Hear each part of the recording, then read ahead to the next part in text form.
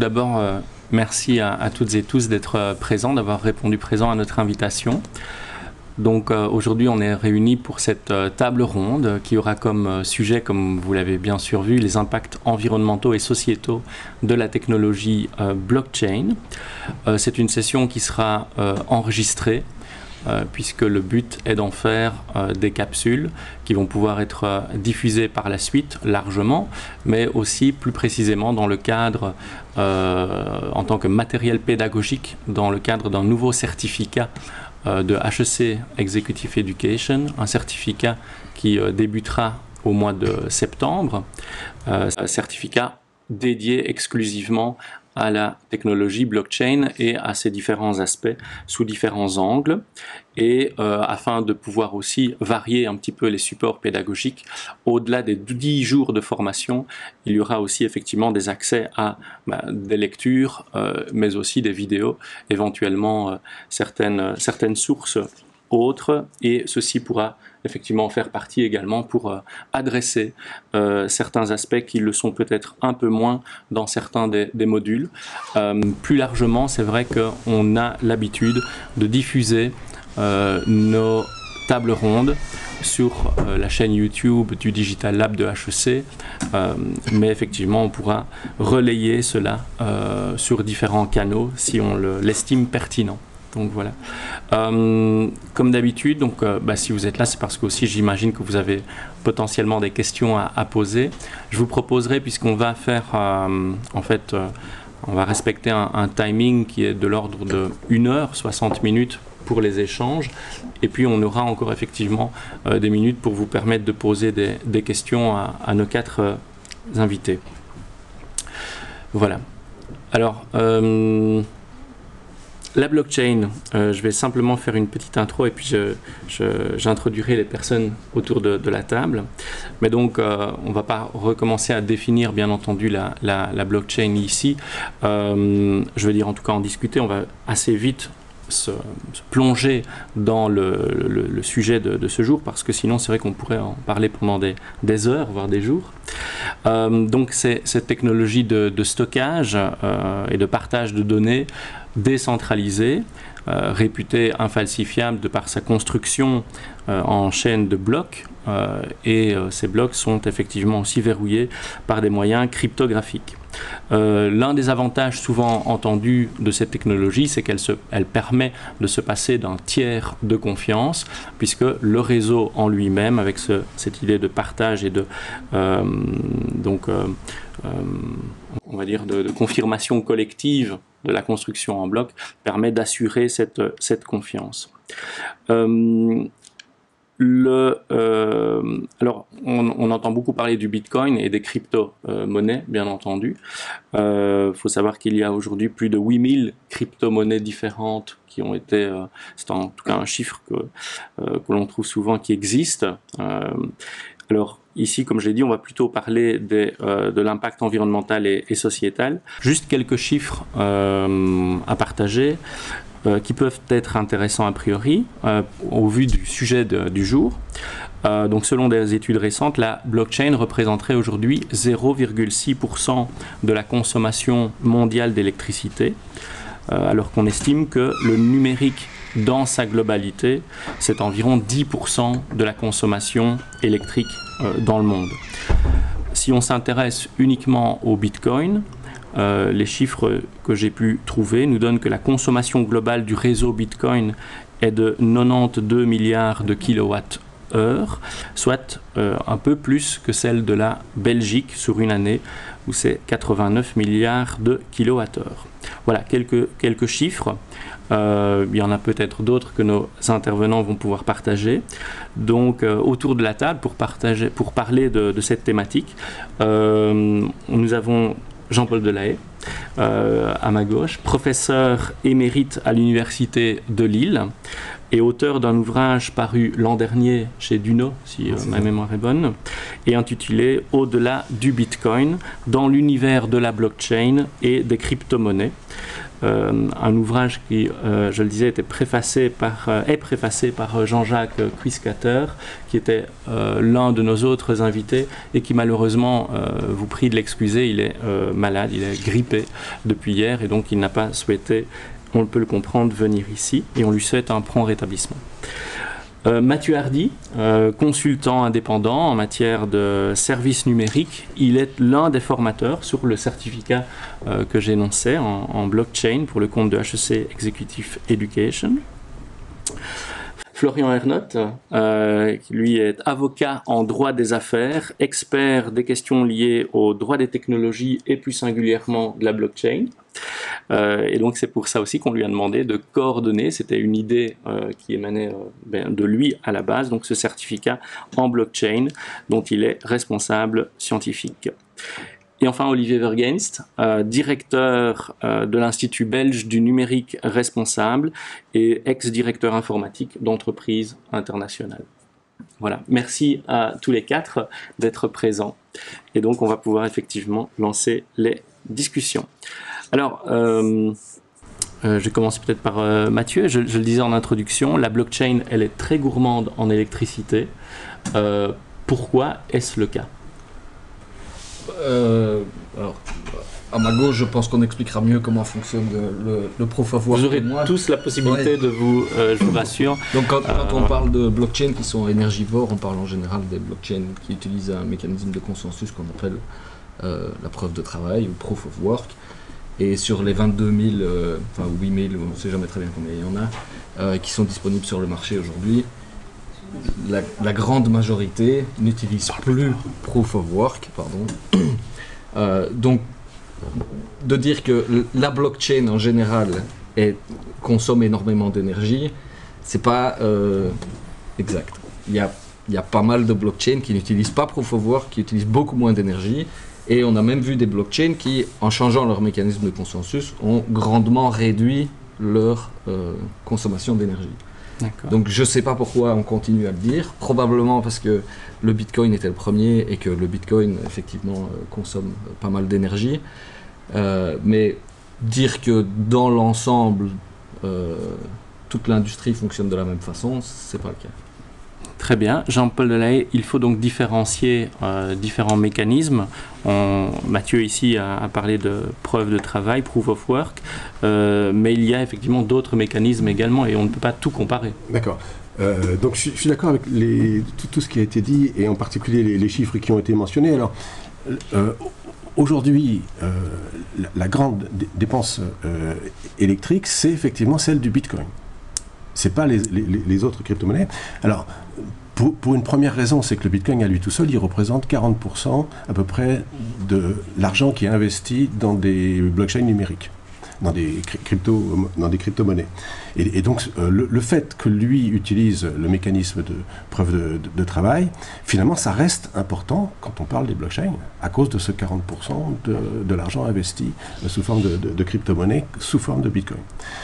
Alors, je vais me permettre d'expliquer un petit peu la différence entre la preuve de travail et la preuve d'enjeu, et puis ce qu'on appelle parfois la preuve d'autorité, qui sont en gros les trois mécanismes de base pour créer le consensus sur une blockchain. Alors, ça va me prendre 5 minutes. Est-ce que je peux parler 5 minutes d'affilée? Alors, on chronomètre. D'accord. Alors, une blockchain, ça fonctionne grâce à un réseau de validateurs. Donc ces validateurs, ils vont effectivement faire un certain travail, et ce travail, d'une certaine façon, il faut le rémunérer.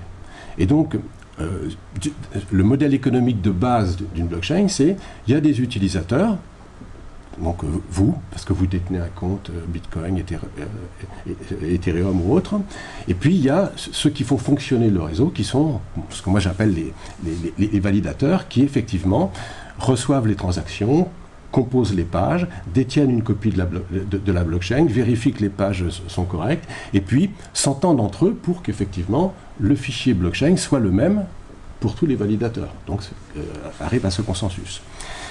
Et alors, le problème qui est posé, c'est comment déterminer la distribution de cette récompense qui va être attribuée aux validateurs.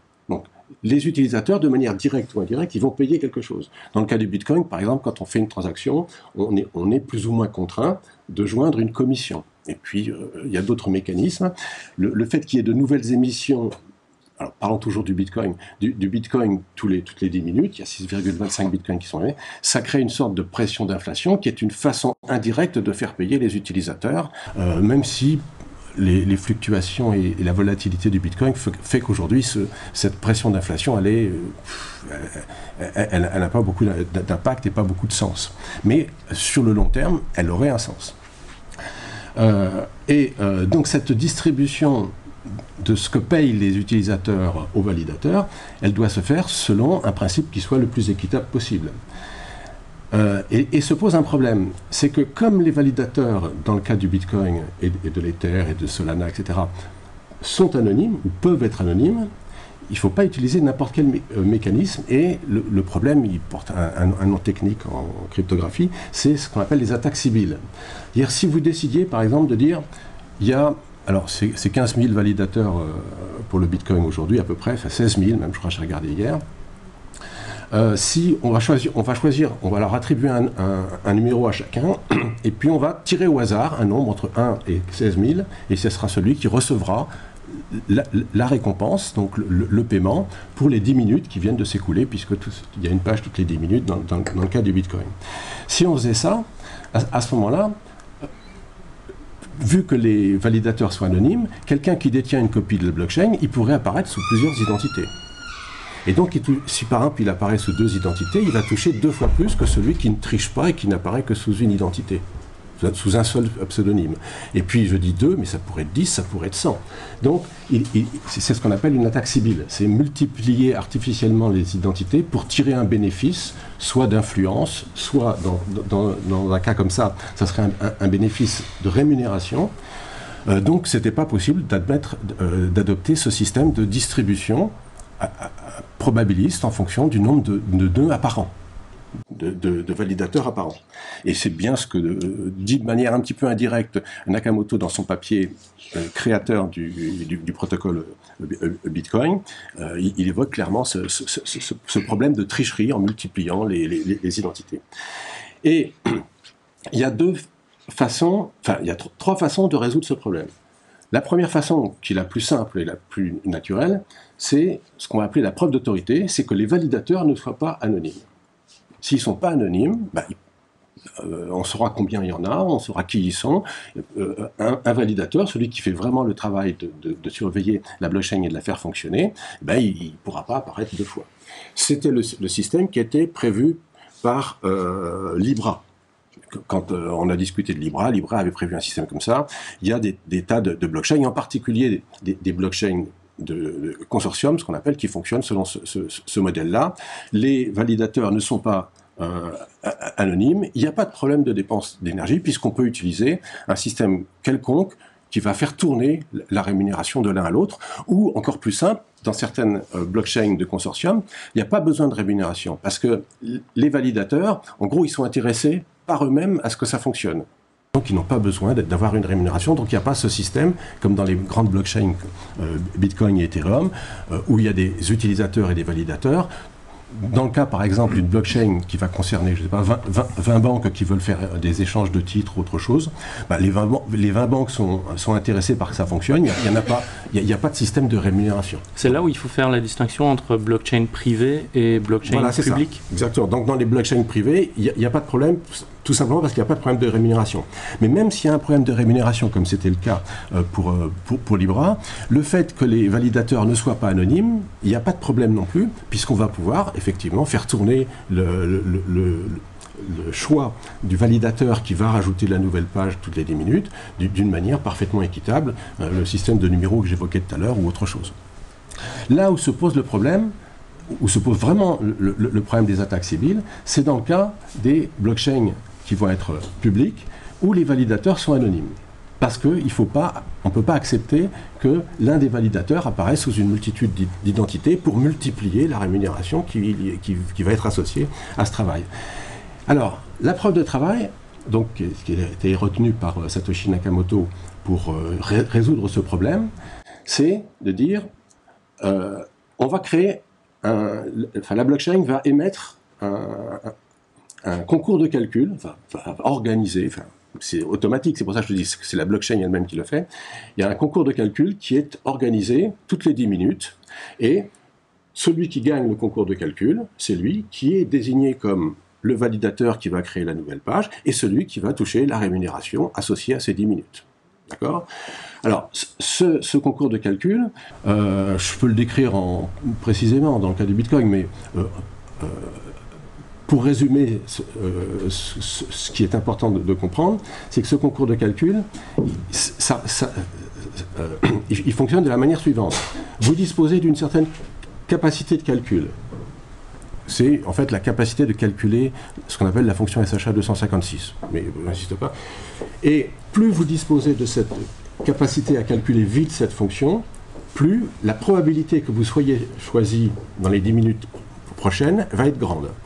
Pour dire les choses simplement, si vous disposez de 10% de la puissance de calcul de tout le réseau, en capacité à calculer la fonction SHA 256, vous gagnerez en gros une fois sur 10, et vous serez une fois sur 10 choisi comme le validateur. Mais est-ce qu'il est correct de considérer comme on dit depuis ces dernières années qu'il y a effectivement de plus en plus on peut avoir besoin de plus en plus de puissance de calcul, ça devient très compliqué de résoudre, donc les choses se complexifient. Oui, alors, le protocole, il est prévu pour que, effectivement, la difficulté des problèmes qui sont posés toutes les 10 minutes augmente si la puissance du réseau augmente. Parce qu'il n'était pas question, si la puissance du réseau augmente, que ça fasse 10 minutes, 5 minutes, 3 minutes, 2 minutes, etc. Bon, donc, il y a un mécanisme qui évalue la puissance du réseau et qui, tous les 15 jours, réévalue la difficulté des problèmes qui vont être posés, de manière à ce que le temps moyen de résolution du problème qui est posé toutes les 10 minutes,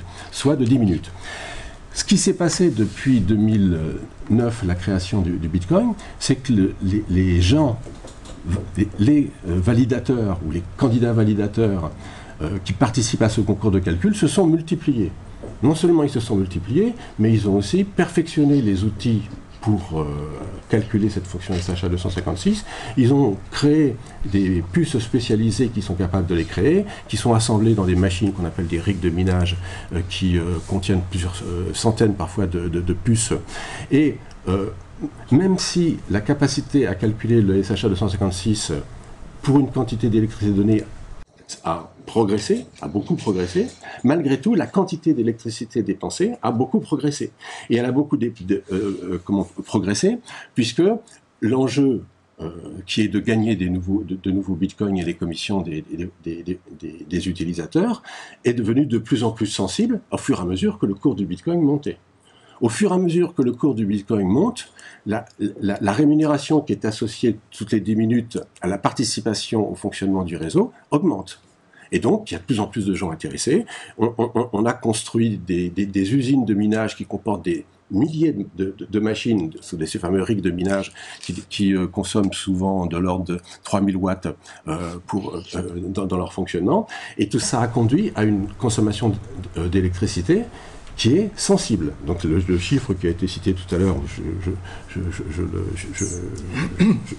quand je fais les calculs moi-même, je tombe sur des chiffres de cet ordre-là, 90 TWh ou quelque chose comme ça. Je refaisais un calcul hier, j'arrivais à 80 TWh. Ce sont des calculs approximatifs, ce qui correspond quand même, moi j'aime bien cette idée-là, à 10 réacteurs nucléaires. Très bien. Ce que consomme le Bitcoin, c'est l'équivalent de ce que produisent 10 réacteurs nucléaires français. Très bien. Merci beaucoup pour cet exposé qui résume. Parce que je vais essayer de faire juste. On va essayer j'aurais quand même terminé, expliquer la différence avec la preuve d'enjeu. Parce que j'ai pas parlé de la preuve d'enjeu.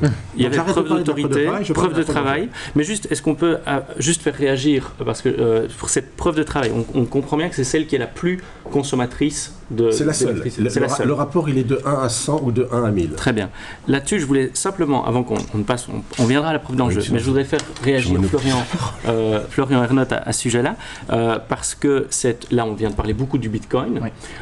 Or, toutes les technologies blockchain ou les crypto-actifs cryptoactifs, il faudra peut-être faire la distinction aussi entre crypto-monnaie et cryptoactifs, mais n'utilisent pas ce mécanisme de consensus qui est énergivore. On est bien d'accord? C'est ça, et ça a déjà été dit, la preuve d'enjeu qui est le mécanisme de consensus qui est utilisé et qui consomme de l'énergie n'est quasi plus utilisé.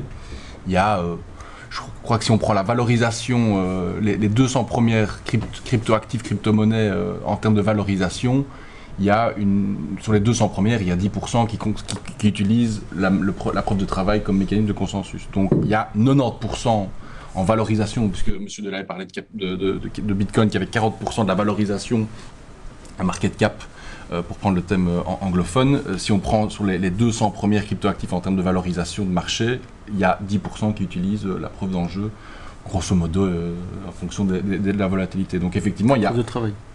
Oui, pardon, preuve de travail. Et donc, il y a 90% des cryptoactifs qui circulent qui n'utilisent pas ce mécanisme.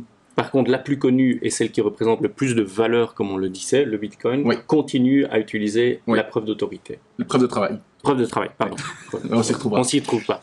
Non, mais effectivement. Et alors, il y a des raisons... ça, c'est des discussions assez techniques et je pense que si sur ce sujet-là, il n'y a pas d'accord de principe, il y a des gens qui sont totalement convaincus de la résistance de Bitcoin à la censure, par exemple. Donc, il y a toute une série de questions philosophiques qui sont très intéressantes et très utiles, je pense, dans la réflexion. Peut-être aussi une petite précision, parce qu'on parle d'usines de minage, de choses, de trucs assez pharaoniques. D'abord distinguer la consommation d'énergie et l'émission de carbone notamment, parce que, vous l'avez dit, c'est une industrie, et les gens, ils s'amusent pas à aller dans les endroits où l'énergie consommée est la plus chère et la plus sale. On va pas faire des feux de charbon et mettre les crasses les plus infâmes pour faire tourner ces rigs de minage. On va essayer, en tant qu'industrie, de minimiser son coût pour augmenter son rendement. Donc, qu'est-ce qu'on fait pour minimiser son coût dans une industrie où on a 2 charges importantes, ou 3, les machines, l'entretien des machines et l'électricité. On va dans les endroits où l'électricité coûte le moins cher, voire ne coûte rien. Où est-ce que l'électricité ne coûte rien ou ne coûte le moins cher? Ce sont les énergies renouvelables. Et là, il y a un vrai sujet, et je pense que dans une discussion comme celle d'aujourd'hui, c'est là-dessus qu'il faut peut-être réfléchir ensemble, c'est de se rendre compte que consommation d'énergie, c'est une chose, émission de carbone, c'est une deuxième chose, et comment est-ce qu'on consomme cette énergie et quelle énergie est consommée? Et là, il y a, je pense, des sujets très intéressants parce que la majorité de cette industrie du Bitcoin qui pollue en termes de consommation énergétique, mais elle n'émet pas nécessairement autant de carbone que la consommation d'énergie consommée. Je vais faire réagir Olivier là-dessus parce qu'on sait aussi que certains pays ont attiré ce genre de fermes de minage, je pense notamment au Kazakhstan, jusqu'à un certain point la Chine, mais que ça a été supprimé par la suite, mais la Russie aussi, les États-Unis. Il faut distinguer, comme Florian vient de le faire, consommation électrique, rejet de CO2, mais il y a aussi le côté peut-être hardware, Olivier.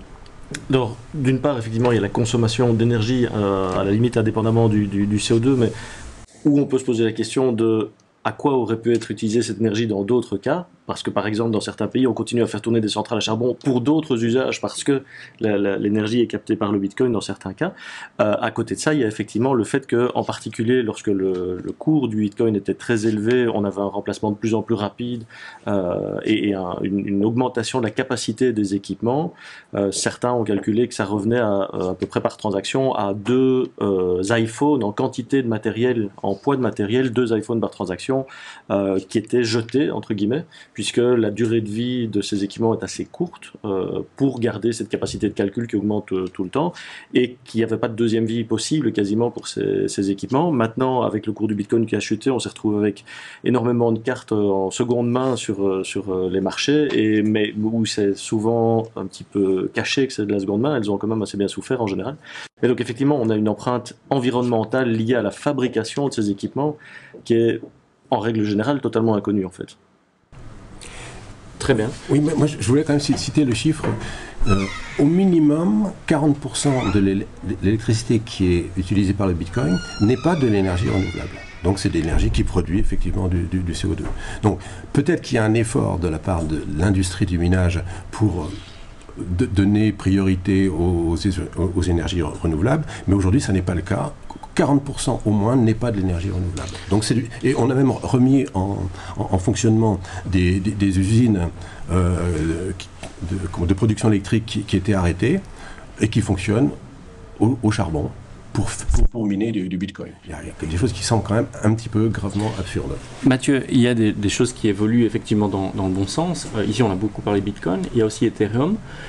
Et là, en 2022, si je ne me trompe, il s'est quand même passé quelque chose qui a permis drastiquement de réduire la consommation électrique. Exactement. Donc en fait, dès son démarrage, Ethereum avait déjà émis l'hypothèse qu'il serait probablement intéressant de passer à la preuve d'enjeu plutôt qu'à la preuve de travail. Et on va y revenir juste après. Mais c'était pas très éprouvé techniquement, et donc ils ont démarré avec la preuve de travail. Et pendant des années, on continuait à réfléchir à comment ils pouvaient implémenter la preuve d'enjeu. En 2020, ils ont mis un réseau parallèle qui permettait de tester la preuve d'enjeu. Et en 2022, ils ont mergé le réseau de test et le réseau utilisé par tout le monde. Donc si vous cherchez dans la littérature, vous le trouverez que ça s'appelle The Merge. C'est arrivé le 15 septembre 2022. Et depuis le 15 septembre 2022, Ethereum tourne avec la preuve d'enjeu. Pour le moment, ça marche plutôt bien. Donc ça change complètement le profil de consommation énergétique. Ça change aussi tout à fait le genre de choses que les gens doivent amener pour prouver qu'ils ne sont pas en fait deux individus. Et aujourd'hui, si on regarde les mêmes chiffres que ceux qui disent que le Bitcoin brûle la planète, on trouve que YouTube est 100 fois pire qu'une transaction sur Ethereum. Donc, on va y revenir. Jean-Paul Delahaye, donc la preuve d'enjeu ici qui a été mentionnée, il y a eu la preuve d'autorité, il y a eu la preuve de travail qui est celle qui est la seule consommatrice. Et ici, Mathieu évoque Ethereum qui a décidé de passer à la preuve d'enjeu. Est-ce qu'on pourrait, en mots relativement simples pour le commun des mortels, expliquer la preuve d'enjeu? C'est très simple en fait. La preuve d'enjeu, ça consiste pour les validateurs qui veulent avoir une certaine probabilité d'être choisis pour l'étape suivante. Alors dans le cas d'Ethereum, c'est plutôt toutes les 12 secondes et non pas toutes les 10 minutes. Ils engagent une somme d'argent en jetons, donc on va dire en Ether, et donc ils mettent sous séquestre cette somme, donc elle est bloquée, ils ne peuvent plus en disposer, et plus la somme qu'ils mettent sous séquestre est importante, plus la probabilité qu'ils ont d'être choisis est importante. Si vous mettez... Alors, il y a toutes sortes de subtilités, enfin pas de subtilités, ou plutôt de variantes. Hein. Là, je décris l'idée la plus simple. On met sous séquestre, et en fonction de la somme qu'on a mis, la probabilité qu'on a d'être choisi pour la prochaine validation, la prochaine création de page, et toucher la récompense, va être proportionnelle à cette somme qu'on a mis en jeu. Et alors ça empêche, j'insiste sur ce point-là, parce que ça empêche les attaques civiles. Parce que si vous vouliez multiplier les identités, vous disposez d'une certaine somme, on va dire, de 10% de toutes les sommes qui sont possiblement misables, mises sous séquestre. Si vous disposez de 10%, vous pouvez présenter sous une seule identité ces 10%, ou présenter sous deux identités, chacune 5%, mais ça ne va pas augmenter la probabilité que vous, en tant que détenteur de ces 10%, vous soyez choisi. Et donc, ça évite ça évite les attaques civiles, comme la preuve de travail évite les attaques civiles. Donc, ça résout le problème. Alors, maintenant, pourquoi est-ce que Ethereum a mis plusieurs années, alors je ne sais pas si 5 ou 6, à passer de la preuve de travail à la preuve d'enjeu? Il y a une raison, c'est que c'est un peu plus difficile techniquement, de concevoir une bonne preuve d'enjeu que de concevoir une bonne preuve de travail. Donc la preuve de travail, d'une certaine façon, c'est plus simple, c'est plus facile à concevoir et à mettre en œuvre.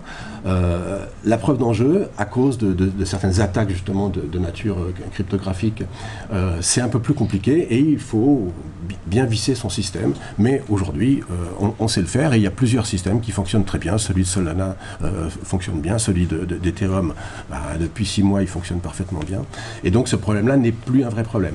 Et ce qu'il faut bien comprendre, et moi j'insiste sur ce chiffre-là, c'est que l'économie, c'est pas 10% quand on passe de la preuve de travail à la preuve d'enjeu, c'est pas 50%, c'est beaucoup plus.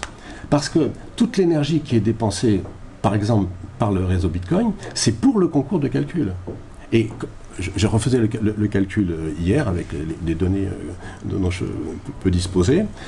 L'économie, si Bitcoin passait de la preuve de travail à la preuve dangereuse, ça serait une division par 2000 de sa consommation d'énergie.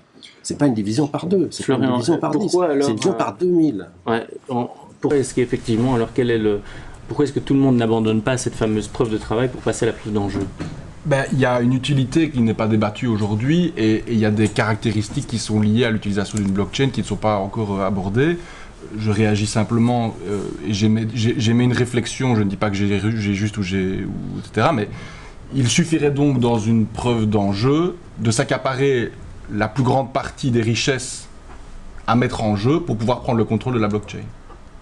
Oui, mais dans le cas de la preuve de travail, si on s'accapare la capacité à calculer les SH à 256, on s'accapare aussi tout. Alors, je suis pas tout à fait d'accord avec vous parce que vous avez donc un système qui se veut être démocratique sur papier dans la preuve d'enjeu et il suffit que quelqu'un qui ait énormément de liquidité s'accapare au fur et à mesure la liquidité pour pouvoir devenir totalitaire. Donc l'objectif des blockchains, et on l'a dit en prémisse de ce débat, c'est la décentralisation et se passer d'un tiers de confiance. C'est évidemment donc contre-intuitif qu'une personne vienne reprendre le contrôle sur le système par le fait de s'accaparer la richesse. Et la deuxième chose par rapport à ce que vous venez de dire au niveau de la preuve de travail, je pense que le puzzle mathématique qui doit être résolu a déjà été résolu par des gens qui n'avaient pas une grande puissance de calcul. Il y a des exemples dans l'histoire de Bitcoin où il y a des petites personnes et pas des énormes fermes et le mécanisme est entre guillemets chaque fois reseté toutes les 10 minutes pour permettre à chaque fois que chacun puisse avoir la chance. Et la deuxième chose, c'est que si quelqu'un s'accapare la puissance de calcul, il détruit sa richesse. Il a dépensé de manière énorme des sommes pour pouvoir rentrer et les gens vont le voir. Ils vont déserter la chaîne et ils vont partir. Donc son investissement va immédiatement être réduit à zéro puisque la valeur du Bitcoin va descendre en flèche. Alors, ce que vous dites, c'est vrai aussi pour la preuve d'enjeu. Concernant ceux qui gagnent en ayant fait un petit investissement en machine, c'est vrai, c'est probabiliste. Vous pouvez avoir un millième ou pourquoi pas un millionième de la puissance de calcul du réseau et puis avoir de la chance et gagner. C'est comme gagner au loto. Donc ça se produit, mais ça ne justifie absolument pas la dépense électrique globale du réseau. Par ailleurs, il y a une chose qu'il faut noter, c'est que les deux pools de minage les plus importants, à eux deux, aujourd'hui, ils atteignent 50% de la puissance. Donc en gros, la capacité de ces deux pools de minage fait que une page sur deux, c'est eux qui le rajoutent. Et donc ça, c'est une faiblesse et c'est une non-décentralisation. C'est une centralisation du fonctionnement du réseau Bitcoin qui est gravissime. Puis ils ne se mettent pas, il n'y a pas de cartel, hein. Parce que de nouveau, si cette puissance de calcul était mise ensemble et qu'il y avait un cartel qui se créait et qui prenait le contrôle en censurant des transactions pour pouvoir dire celle-là on la sort pas, le Bitcoin il est cassé. C'est fini. Donc ce que vous dites n'est pas exact au niveau pratique et j'aimerais bien quand même. Non, mais il est tout à fait exact. Il est tout à fait exact que les deux pools de minage principaux à eux seuls dépassent 50% aujourd'hui. Et c'est quand même un problème. C'est très facile de sortir d'une pool de minage. Je suis d'accord. Je ne pense pas. Alors, je ne pense pas que ce risque, donc ce qui est évoqué de manière implicite, c'est les attaques 51%. Je ne pense pas qu'il y ait un risque d'attaque 51% sur le réseau Bitcoin. Parce qu'effectivement, les gens qui disposent d'une certaine puissance de calcul et qui s'affilient à un pool de minage, ils peuvent se retirer. C'est l'argument que vous voulez utiliser. Je suis tout à fait d'accord. Il est tout à fait exact. Il n'y a pas de risque de censure pour le Bitcoin pour l'instant. Mais il n'y a pas de risque de censure non plus pour la preuve d'enjeu à partir du moment où elle était bien mise en place. On a un mixeur qui a été censuré par l'OFAC aux États-Unis et maintenant on a la capacité de dire dans une même pool, donc qui est le pool de transactions à valider, de dire celle-là elle est liée à Tornado Cash, etc. Donc il y a déjà maintenant dans la preuve d'enjeu un mécanisme de censure qui s'opère par des validateurs. On a déjà dit maintenant que ces transactions-là sont liées à un protocole vicié et donc il y a déjà de la censure. Mais non, mais c'est les plateformes qui je vais juste reprendre parce que le protocole lui-même. Sinon on va se perdre en technicité. Ce sont les constructeurs de blocs Alors, juste pour pouvoir avancer un petit peu, et on ne vous mettra pas tous d'accord non plus, et il n'y a pas de souci, c'est le but de cette table ronde. J'aimerais quand même qu'on puisse, avant de passer au cas d'usage notamment aussi, parce que c'est important, véritablement se considérer, est-ce qu'on peut avoir votre avis sur aujourd'hui la consommation énergétique, on en a parlé, des crypto-monnaies, est-ce qu'on est face à quelque chose qui est justifié d'après vous? Juste en quelques, je fais un tour de table. Juste par rapport à la consommation qu'on a évoquée, est-ce que c'est justifié, oui ou non? Et après cela, on passe au cas d'usage. Olivier. C'est directement lié au cas d'usage. En fait, une fonctionnalité est justifiée dès le moment où elle apporte quelque chose socialement. À mon point de vue, je n'ai pas encore trouvé de cas d'usage où la blockchain, les crypto-monnaies, je ne parle pas de blockchain dans ce cas-ci, où les crypto-monnaies apportaient une solution autre que le fait de pouvoir décentraliser. Mais avec, par exemple, on peut se retrouver avec 2-3 grands acteurs qui peuvent avoir une part importante, et finalement on se retrouve avec quelque chose d'assez similaire au monde financier à ce moment-là. On peut tout à fait critiquer le monde financier, mais qui, au niveau d'une transaction, ne coûte quasiment rien. Si on devait payer toutes nos transactions aujourd'hui pour acheter du pain, etc., on pourrait peut-être avoir des problèmes. Je ne parle pas uniquement de Bitcoin, mais même potentiellement avec d'autres types de blockchain. Je ne sais pas dans quelle mesure on serait capable d'absorber, c'est une des questions pour moi, est-ce qu'on est capable d'absorber toutes nos transactions financières à travers des blockchains sans avoir une explosion de la consommation? Et donc, en gros, quelle est l'utilité sociale du fait de décentraliser et du fait de pouvoir totalement se cacher, finalement, et donc potentiellement de ne plus pouvoir réguler, de ne plus pouvoir du tout avoir de contrôle sur le blanchiment d'argent, des choses comme ça. Très bien, mais on va poser la question à Mathieu, parce que Mathieu, en préparant cette table ronde, vous m'avez partagé une source sur la consommation pour faire un comparatif entre transactions par crypto-monnaie et transactions classiques. Oui, alors évidemment, le problème est très compliqué parce que analyser la consommation électrique du Bitcoin, c'est super simple.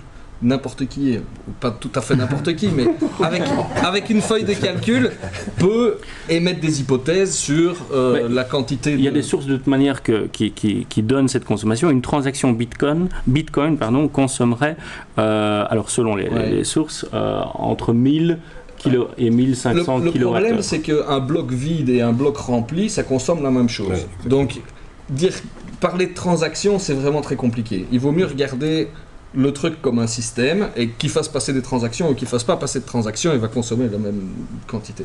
Donc, regarder par transaction, c'était pas très intéressant.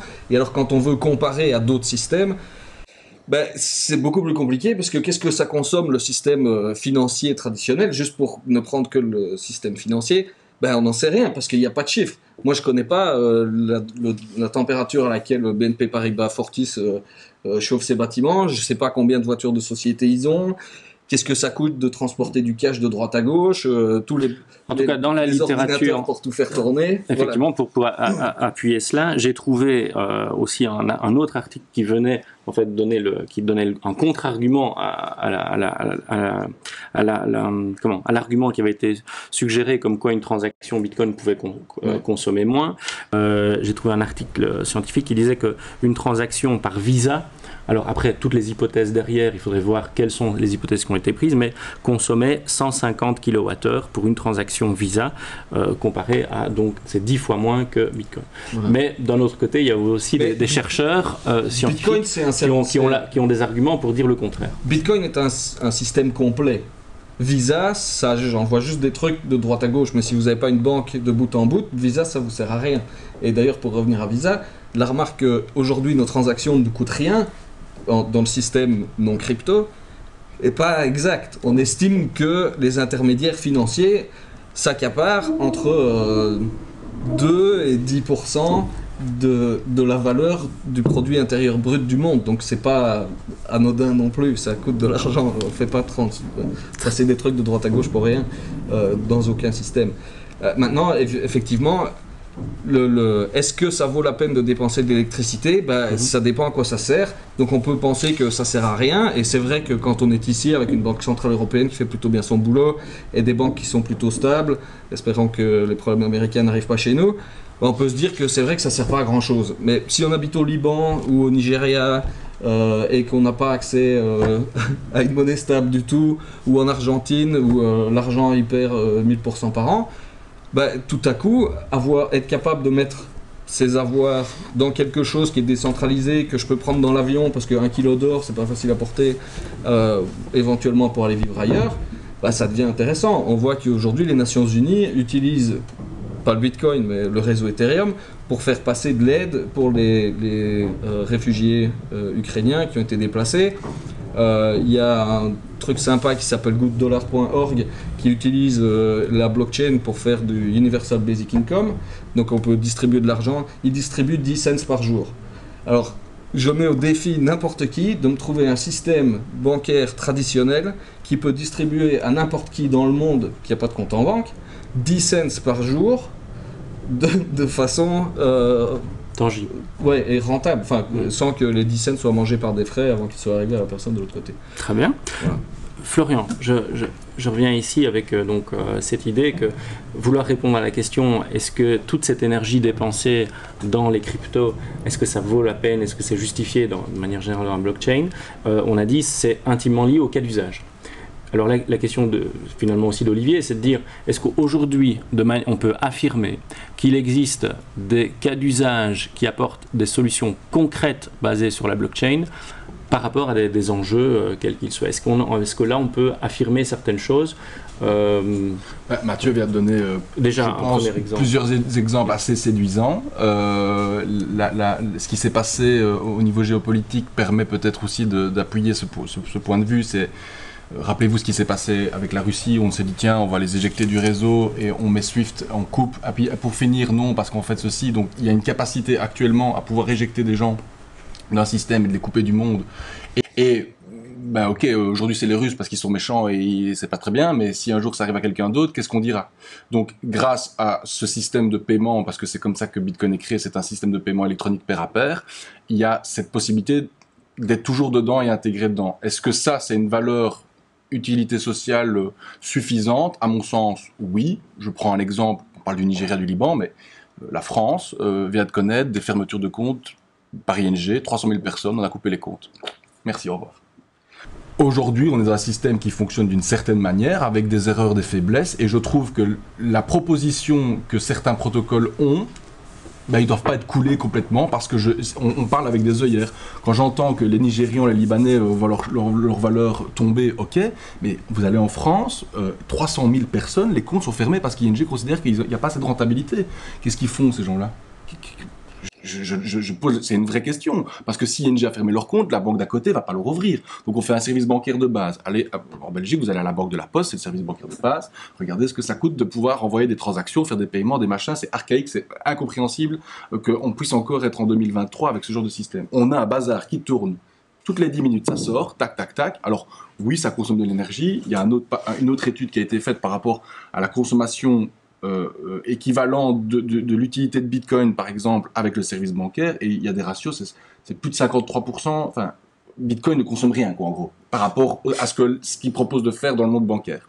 Donc, il y a des études qui... Voilà, oui, non, mais ça va dans tous les sens, on est d'accord, et c'est vraiment ça qui est important, c'est à quoi ça sert, et je pense qu'il faut peut-être au niveau philosophique, et moi je suis toujours assez surpris, les valeurs derrière Bitcoin, c'est de permettre à chacun de pouvoir jouir de sa propriété. Il y a des vraies valeurs démocrates dans le projet de Bitcoin quand on le lit, et quand je vois la force avec laquelle nos représentants politiques et une certaine partie des experts autour de la table luttent ces valeurs, je me dis, mais attendez, ouais, il y a une hypocrisie assez incroyable, sous le couvert de tout, hein, le blanchiment, l'énergie, ceci, cela. Bon. Olivier, voilà un argument qui devrait être intéressant, puisque le numérique responsable, c'est pas juste le Green IT, c'est aussi le Human IT et le côté accessibilité. Ici, Florian et Mathieu viennent de mettre en avant cette idée d'accessibilité des services financiers pour des personnes qui en seraient soit privées ou qui n'y ont pas accès tout simplement. Est-ce que c'est un argument convaincant? Alors oui, certainement, tout ce qui est possibilité d'avoir des services qui permettraient justement d'éviter certaines barrières, certaines fermetures, des choses comme ça, sur le principe, certainement. Personnellement, moi je viens ici avec beaucoup de questionnements, justement, j'ai pas ces réponses, c'est toutes des questions que je me pose depuis longtemps. Ça peut être, mais déjà on a des intermédiaires aussi, la plupart du temps, et on l'a vu avec certaines grosses faillites, par exemple dans le Bitcoin, donc il y a aussi des risques de perte de richesse non négligeables, mais qui sont pas pires quelque part que ceux qu'on a du côté financier.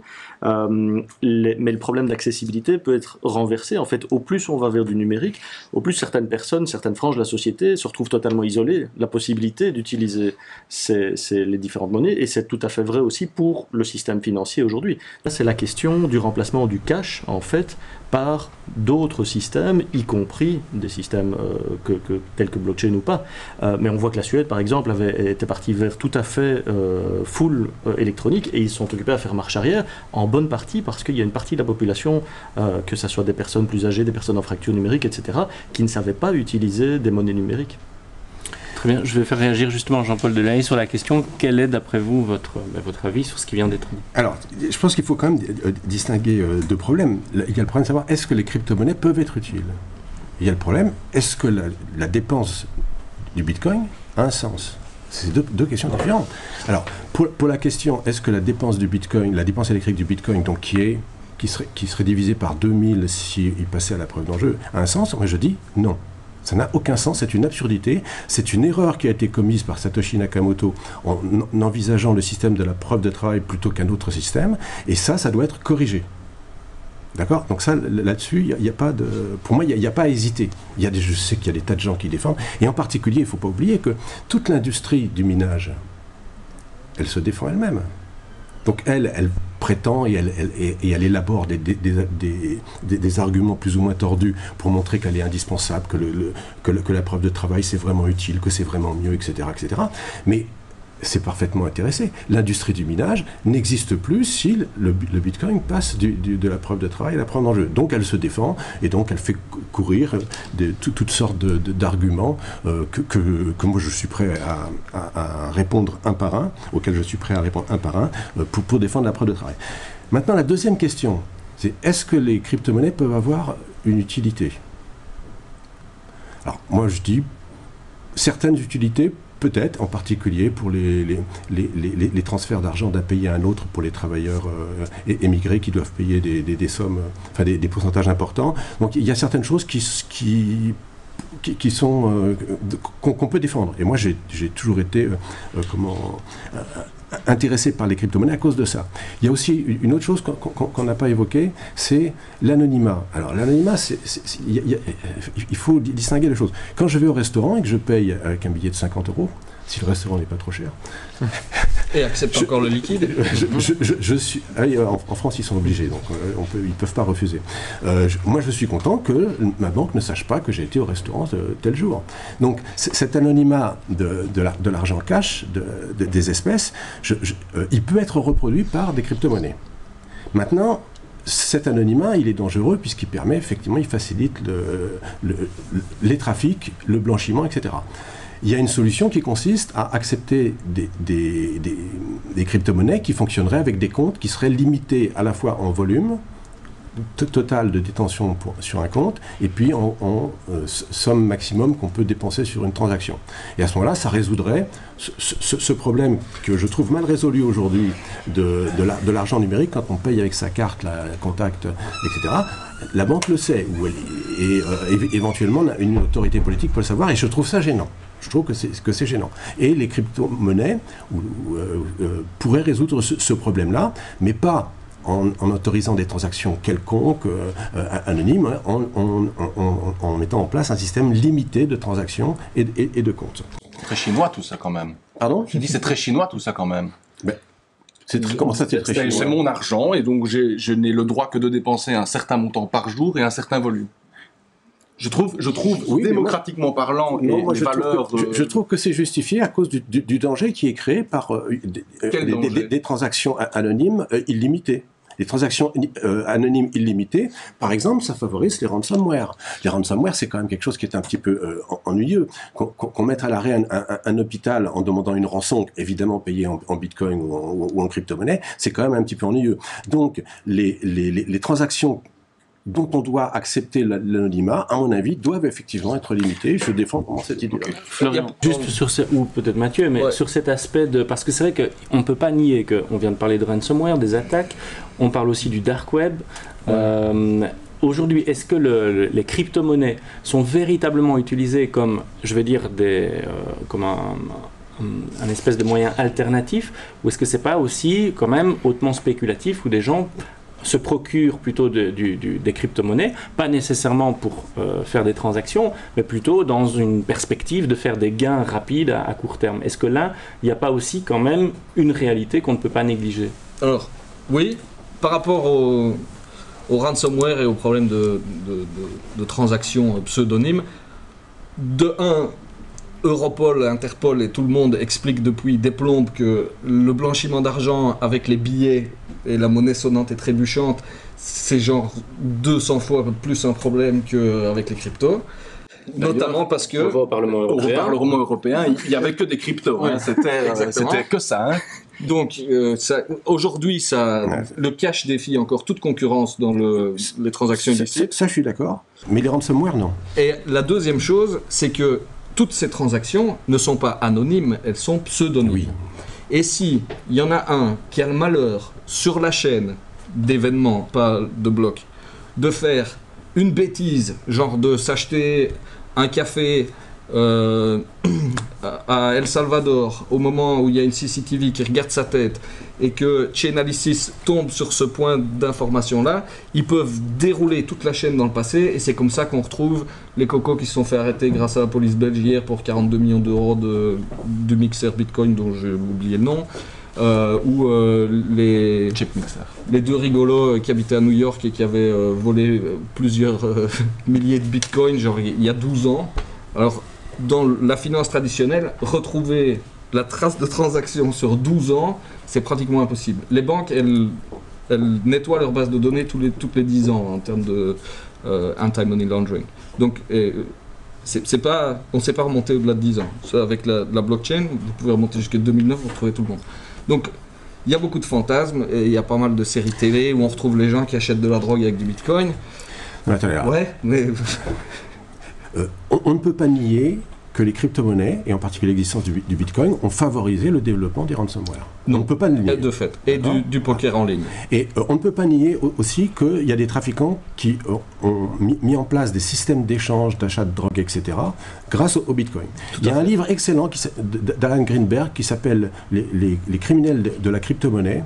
Je vous conseille de le lire. Et quand vous l'avez lu, vous ne pouvez pas dire que les crypto-monnaies ne servent pas aux criminels. Non, donc je dis que oui, mais un des meilleurs exemples, justement, donc Silk Road, qui était cette espèce d'eBay sur lequel on pouvait acheter de la drogue et des meurtres avec des bitcoins, quand il s'est fait attraper, le gaillard, et qu'on a eu accès à sa base de données, eh ben, on a tout à coup eu accès à sa base de données de tous ses clients et on a pu remonter toutes les transactions et on a pu arrêter des gens dans tous les pays dans le monde. Ça n'a pas empêché que Silk Road soit tout de suite remplacé par une autre banque, enfin un autre système qui a pris sa place et que quand le système qui a pris sa place s'est fait avoir aussi, au bout de quelques années, et ça a été très dur, et c'est ce qu'il raconte dans le livre d'Alan Greenberg, et je vous conseille vraiment de le lire, qu'un autre système s'est mis à sa place. Donc à chaque fois qu'il y en a un qui tombe, effectivement, à cause de la possibilité de suivre les transactions, je suis d'accord, c'est l'histoire de pseudonyme plutôt que totalement anonyme, mais n'empêche qu'en attendant, ces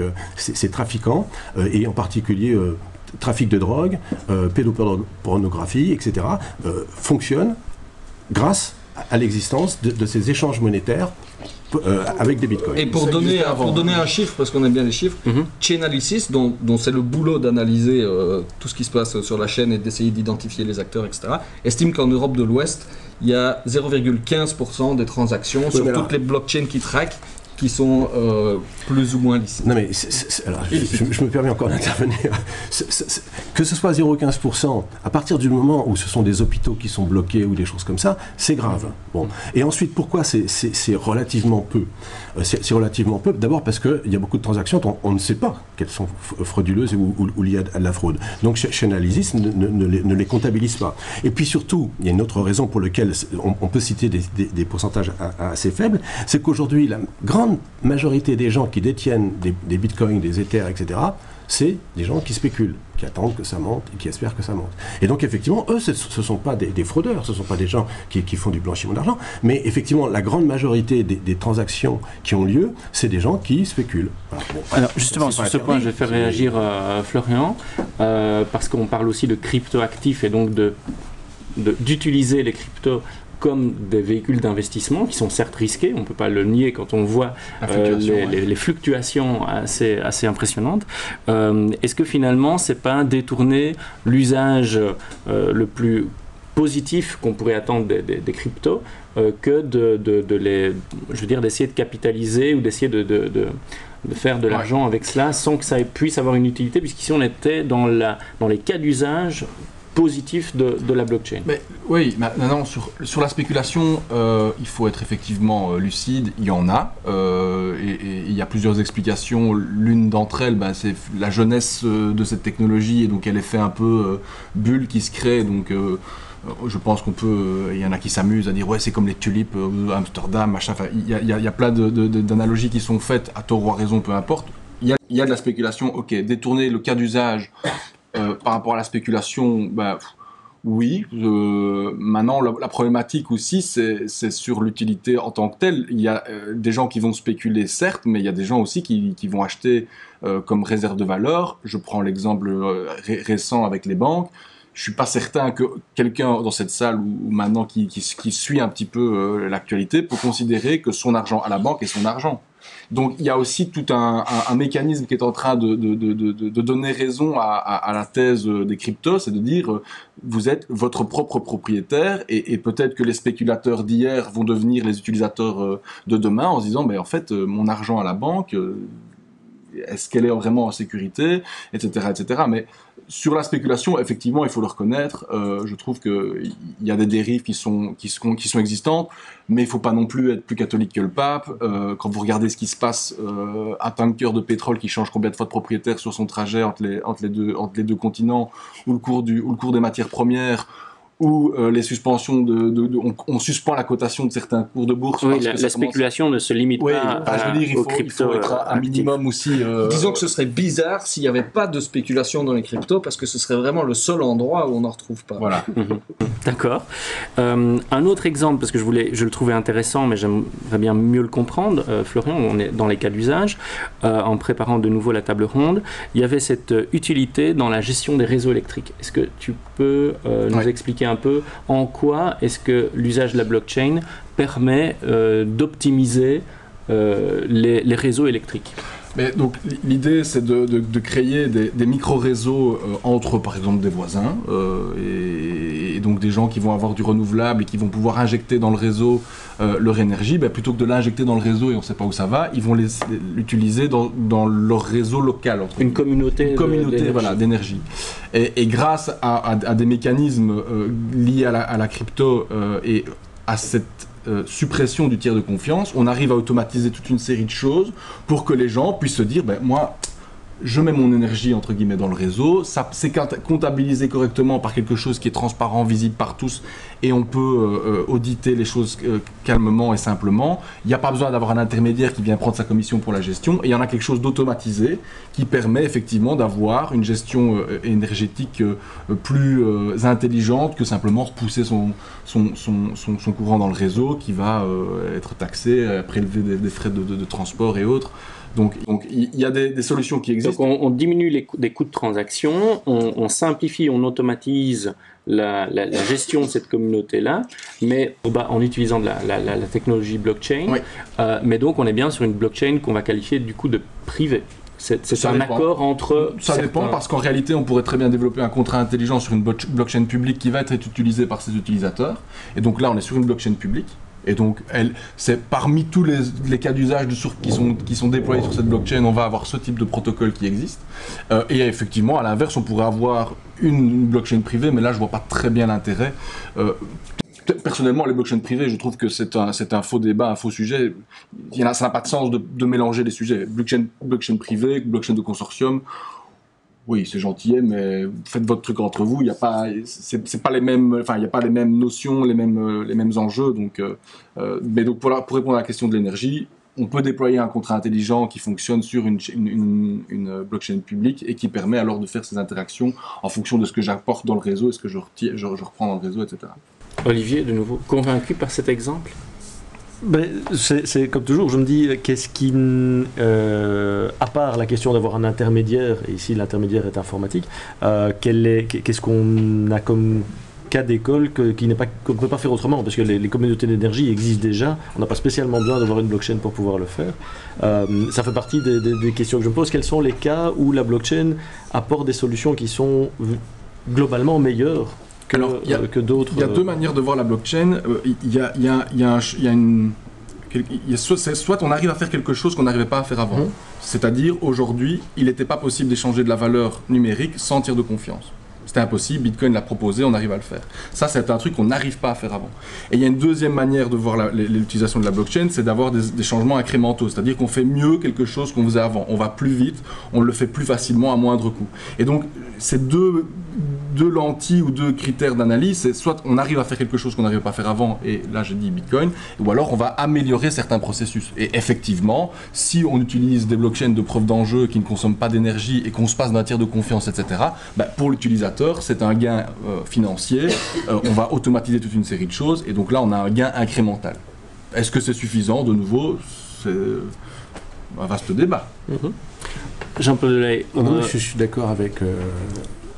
Avec Florian, avec Florian, non mais je suis d'accord. Moi je crois à l'utilité des blockchains du jour où elles sont corrigées du défaut absurde de la preuve de travail. Je m'excuse d'insister un peu, mais c'est tellement important et grave. Et en particulier, la possibilité d'exécuter ce qu'on appelle des smart contracts sur les blockchains, comme celle d'Ethereum, je pense que c'est quelque chose qui apporte réellement quelque chose. Ça permet de créer un nouveau type d'application. Je pense que c'est quelque chose d'utile. Les NFT, qui sont justement un type d'application de ce genre-là, je pense que ça a un certain intérêt. Je connais des artistes qui sont contents que les NFT existent et ça leur fait un nouveau moyen de se rémunérer. Et donc, moi je crois à l'utilité des blockchains. Vous n'êtes pas un anti-blockchain? Non, je ne suis pas un anti-blockchain. Je mentionnais le cas du paiement du restaurant. Mais il y a toutes sortes de choses et je suis d'accord avec l'utilité pour les réseaux électriques aussi et d'autres choses et les smart contracts, etc. Donc je pense qu'il y a une utilité tout à fait importante. À condition d'enlever la preuve de travail. Oui, la preuve de travail, il faut la mettre à part, il faudrait s'en débarrasser une fois pour toutes. Et je pense que le vrai problème aussi, c'est qu'aujourd'hui on est dans une espèce de période d'essayer de convaincre qu'il faut laisser les gens réfléchir. On arrive aujourd'hui avec un règlement européen qui va commencer à légitimer en fait la technologie. Et puis après, les gens vont vraiment prendre, entre guillemets, le temps et l'énergie pour réfléchir et utiliser cette technologie pour innover. Là, on vient de passer 10 ans, entre guillemets, à casser des stéréotypes fantasmagoriques de blanchiment, pédopornographique. Enfin, c'est limite une lutte pour certains. Quand on dit il y a le secteur du minage qui fait son lobby, je pense que le secteur bancaire fait pas mal son lobby aussi parce qu'il est targeté de toutes parts et il n'arrive d'ailleurs pas à sortir de ces mots de jeunesse. Mais à un moment donné, on va avoir le switch qui va se faire parce que les gens vont s'éduquer, vont comprendre, vont s'intéresser, vont peut-être aussi élargir leurs sources parce que quand on regarde ce qui se passe dans la presse, on a l'impression qu'il y a une seule thèse qui existe et il n'y a rien d'autre. Et donc, bon, voilà. Et à un moment donné, on va développer des solutions qui vont être innovantes et on va apporter des cas d'usage. Cet exemple est abondamment utilisé, mais je pense qu'il fait sens. Internet, quand il a été créé, c'était pour des échanges militaires. Qui a pu aujourd'hui imaginer tout ce qu'on faisait avec Internet? Personne. Et personne ne peut avoir la prétention aujourd'hui de dire ce qu'on va pouvoir faire demain, parce que sinon ce serait déjà fait. C'est le principe de l'innovation. Oui, mais est-ce que, parce que Bitcoin, c'est 2008, si je ne me 2009. 2009. Enfin, 2009. Voilà. En l'occurrence, il y a eu énormément de possibles... Enfin, il y a eu un boom, je veux dire, Gartner parlait effectivement de ce pic des attentes exagérées avant que ça ne s'écrase. On a parlé que ça pouvait être utile dans les droits d'auteur, pour les notaires. Il y a eu énormément de cas d'usage qui ont été avancés très tôt. Et finalement... Ils sont tous vrais. C'est juste que ça prend du temps de faire bouger les notaires.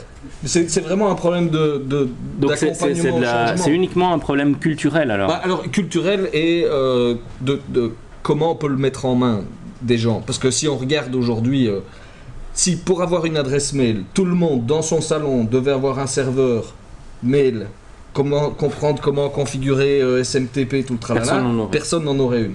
Et quand on regarde aujourd'hui ce qu'il faut faire pour utiliser une blockchain de façon sécurisée, il n'y a pas grand monde qui sait le faire. Donc pour vraiment se faire un wallet correctement, pour pouvoir détenir des Ethers, si vous n'avez pas 3 heures devant vous, il ne faut pas démarrer. Et pour que les 3 heures se passent bien, il faut avoir lu pendant une semaine avant. Donc ça, comme ça, on va jamais onboarder ma maman. Donc même s'il y a des super cas d'usage pour les dentistes, elle ne les utilisera pas. Mais ce qu'on voit, c'est que depuis 2009, et puis surtout depuis l'arrivée des blockchains à smart contract, tout s'améliore. Et si on regarde le nombre de développeurs qui ont des repositories GitHub, donc là où ils écrivent leur code, tous les ans, on voit que tous les ans, depuis 2017, ça monte. Alors, ça descend un petit peu quand les prix descendent, mais ça ne descend jamais au point précédent. Donc il y a tout le monde qui travaille. Donc on voit maintenant, par exemple, sur Ethereum, des smart wallets, où il n'y a plus besoin de faire tous les trucs compliqués avec des hardware, des clés USB qui détiennent vos clés, tout ça. Et tout le monde va pouvoir s'y lancer. Donc il faut un énorme temps de développement de tout l'outillage pour les développeurs, pour les utilisateurs, etc. Et puis à un moment, c'est comme quand l'iPhone est arrivé, il y avait déjà des téléphones qui étaient connectés à Internet, mais ils étaient nuls, gna gna gna. Et puis à un moment, il y a quelqu'un qui craque le truc, et puis tout à coup, on a Uber, quoi. Donc on est passé du téléphone à Uber, et on se rend pas, et on n'a pas encore sa téléphone, mais en fait, je sais pas combien de fois par jour vous téléphonez. Donc on n'a pas encore vécu ce moment du basculement. Non. Voilà, il est encore à venir. Sur les 3 derniers mois ici, il y a eu 2 évolutions majeures au niveau technologique, d'une part sur Bitcoin et encore sur Ethereum. Donc je ne vais pas dire quotidiennement, mais toutes les semaines et tous les mois, il y a des nouveaux trucs qui sortent. Donc on n'arrête pas d'avancer. Alors je terminerai par une dernière question, puisque apparemment vous êtes tous d'accord sur le fait qu'il ne faut pas jeter la technologie blockchain et il faut pouvoir donner la chance à des nouvelles recherches, de l'innovation à certaines conditions. Est-ce qu'aujourd'hui on peut considérer que toutes ces avancées tiennent compte des enjeux environnementaux et sociétaux, ou est-ce que là c'est encore un problème? Aujourd'hui, est-ce qu'on peut considérer que voilà, on peut imaginer des startups ou des nouvelles solutions, est-ce qu'on en tient compte, Olivier?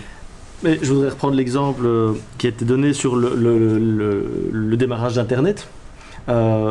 Ça, c'est devenu phénoménal. Je trouve ça génial de pouvoir se connecter, d'envoyer des emails, de se téléphoner, de faire des visios, etc. Tout ce qu'on a comme capacité, mais à aucun moment on regarde cet impact. On commence seulement à regarder cet impact environnemental et social. On a créé en fait énormément de problèmes.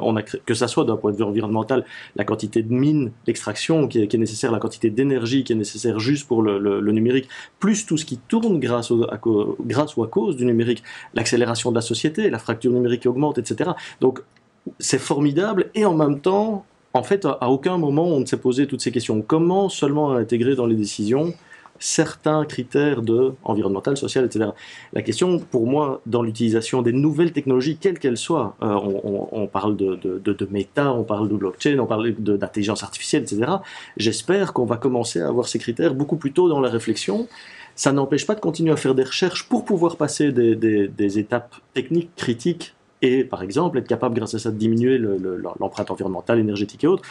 À côté de ça, j'espère qu'on va trouver le moyen d'un tout petit peu plus canvasser certains types d'usages pour éviter ces dérives, finalement. Parce qu'aujourd'hui, les problèmes de l'Internet, avant, on disait data is the new oil, mais quand on voit ce qu'on a fait avec le pétrole, j'espère qu'on va pas faire la même chose avec les données, et c'est ce qui se passe actuellement, en fait.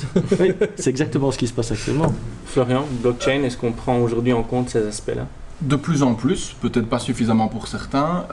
Moi, la seule chose que j'aimerais quand même faire remarquer, c'est que il y a depuis des années des choses qui sont dénoncées au niveau écologique, et je trouve que c'est d'une hypocrisie assez crasse de venir taper ici sur des innovations technologiques alors qu'il y a une quantité astronomique de choses qui sont dénoncées depuis 30 ans qui ne sont pas résolues. Bêtement, l'avion, qui coûte moins cher que le train, c'est un scandale. Et venir taper en disant « ouais, la technologie et ça », et puis prendre l'avion pour aller à une réunion pour le dire, alors qu'on pourrait prendre le train, et que le prix du billet d'avion coûte 10 € pour aller à Barcelone, alors que le train, ça coûte 800, c'est un scandale. Et ça, c'est les vrais combats. Et je pense qu'aujourd'hui, par facilité et par démagogie, populisme ou pure volonté politique de se mettre en avant, on va taper sur des petits combats faciles, très simples, et on passe à côté du vrai morceau. Et pour moi, je pense qu'on se trompe de combat. Il y a des choses qui sont dénoncées depuis des années, on peut la liste, à mon avis, on peut avoir 2 jours comme ça, et on fait rien. Mais par contre, les crypto-monnaies... Mais l'un n'empêche pas l'autre. Non, mais... Je pense qu'on doit avoir les bons combats et se poser les questions pour les nouvelles technologies. Tout à fait. Mathieu?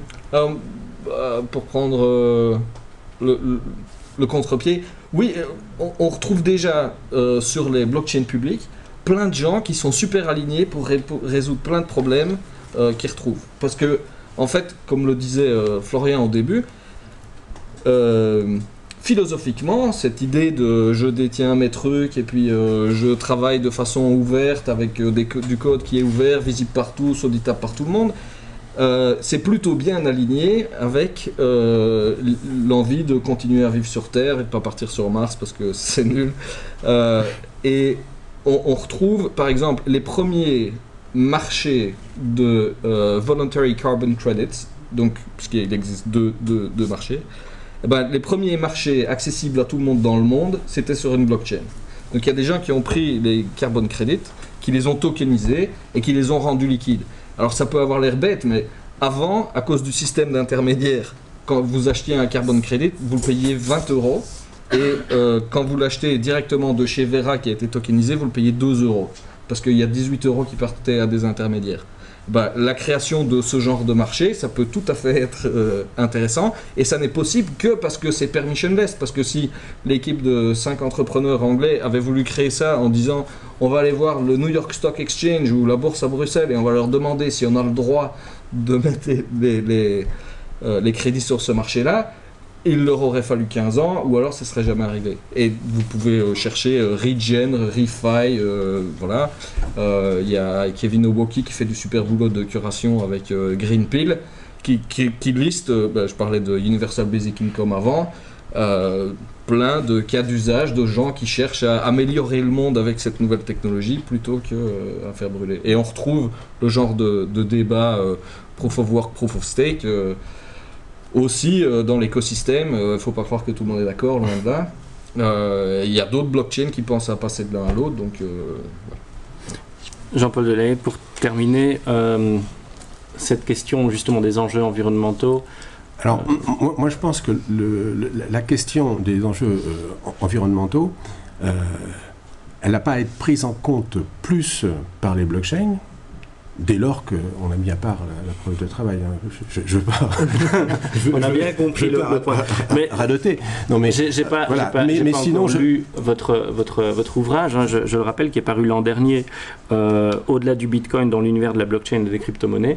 Est-ce que je ne sais pas, dans votre livre, par exemple, est-ce qu'il y a un chapitre ou une section qui est un peu dédiée aussi aux impacts sociétaux et environnementaux, ou ça n'a pas, Les impacts environnementaux, j'en parle puisque je parle de la preuve de travail en particulier.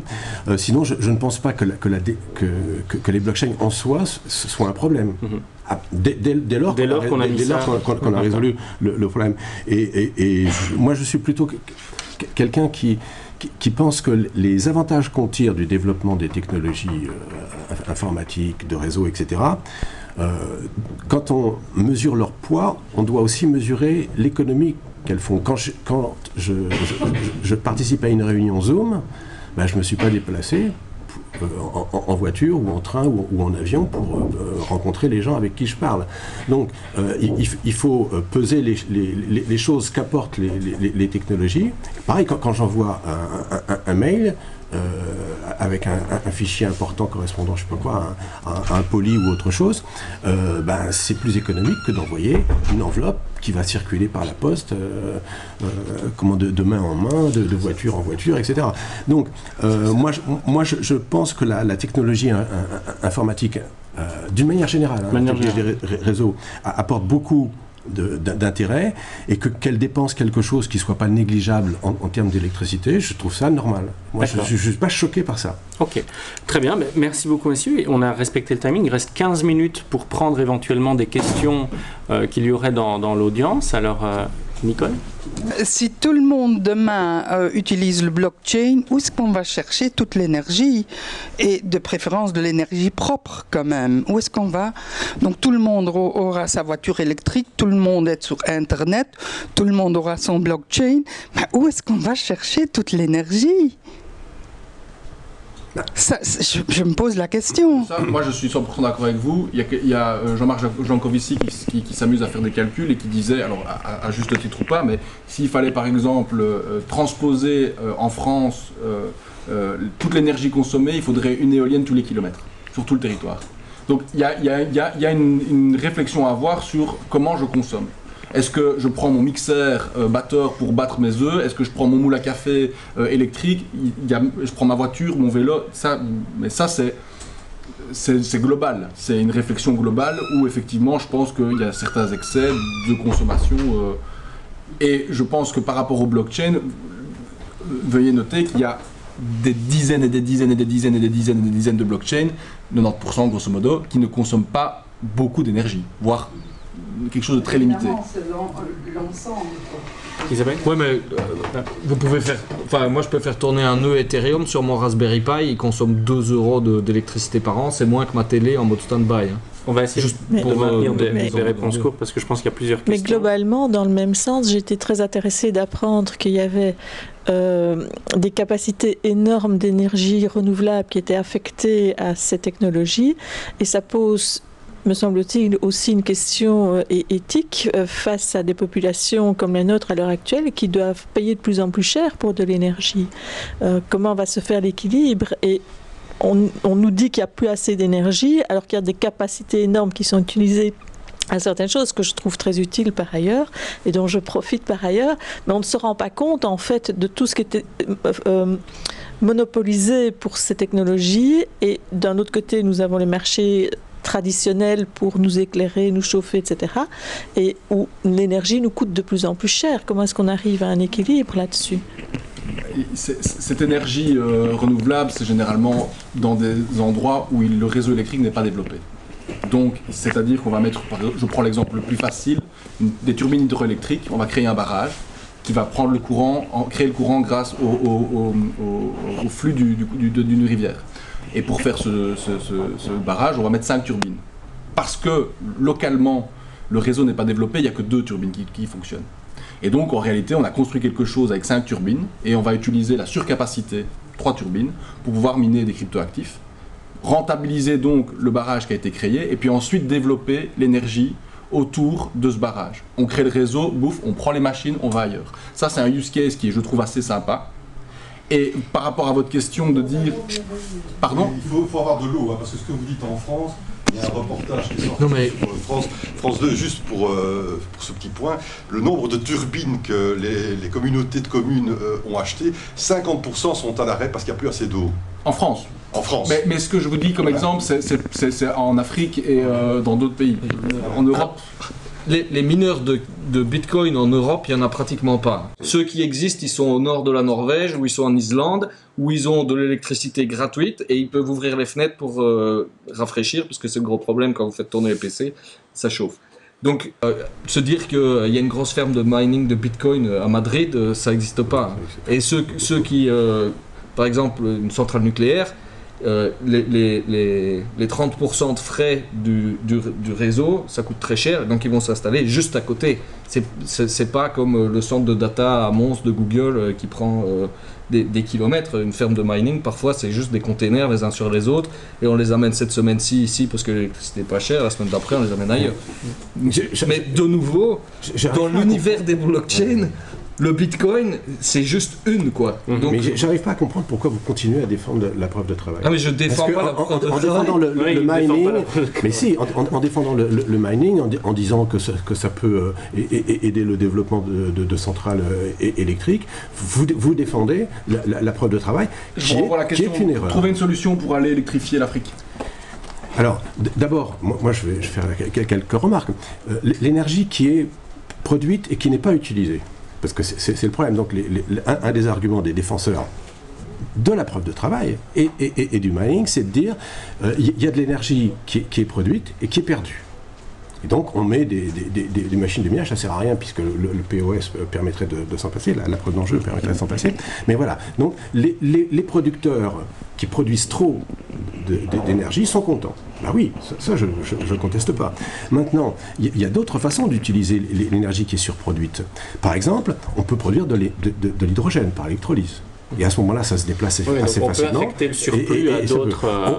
On peut aussi utiliser, quand il s'agit de barrages, des systèmes où on fait remonter l'eau et où, pendant les périodes où on a besoin de cette électricité, on la fait redescendre. Et donc, c'est une façon de garder en réserve de l'énergie. Et puis, il y a encore d'autres systèmes. Et aussi, tout simplement, d'ailleurs, améliorer la circulation des réseaux pour que quand des éoliennes fonctionnent à un certain endroit, on puisse amener l'électricité à l'endroit où les éoliennes ne fonctionnent pas. S'il y a encore des questions dans l'audience.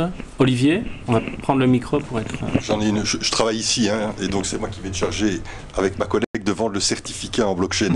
Donc j'ai des questions très spécifiques, désolé pour les autres personnes, mais...